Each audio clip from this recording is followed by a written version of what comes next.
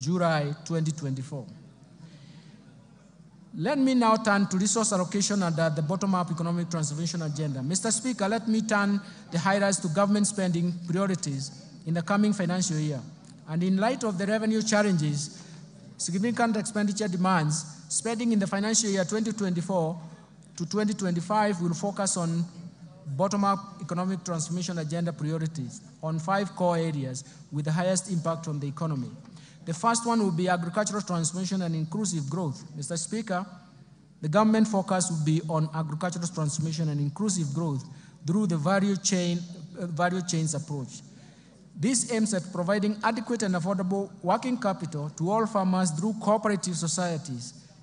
We consider them as aggregators, and deploy the modern agricultural risk management instruments that ensure farming is profitable and incomes are predictable. In addition, it aims to transform farmers from food deficit to surplus producers through input finance, subsidies, and intensive agricultural extension support. This will raise productivity of key food value chains, reduce dependence on basic food imports, revamp underperforming export crops, and expand to new high-value emerging crops, and boost tea value chain through breeding and branding. Mr. Speaker, to attain food and nutrition security, I proposed an allocation of Kenya shillings 54.6 billion for various programs under this sector.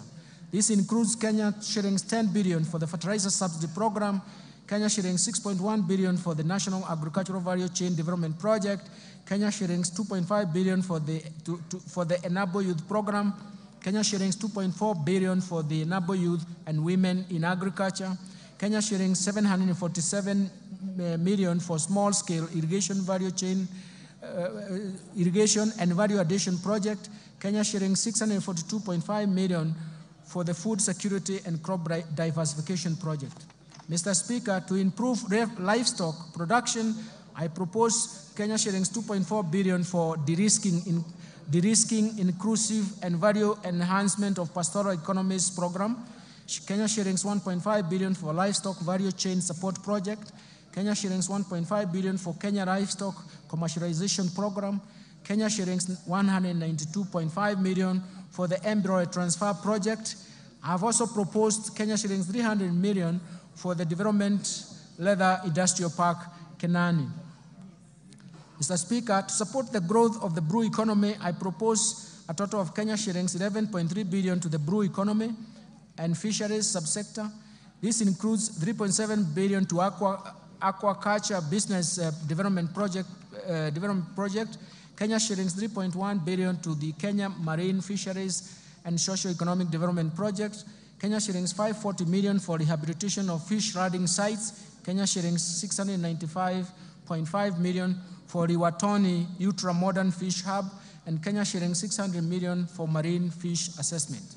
Mr. Speaker, to raise agricultural productivity, enhance resilience to climate change risks in targeted smallholder farming and even pastoral communities, I propose an allocation of 340 million shillings towards adding drought and emergencies project. Mr. Speaker, to ensure legitimacy of land ownership and settle the land race, I propose a sum of 5.5 billion. This allocation will cater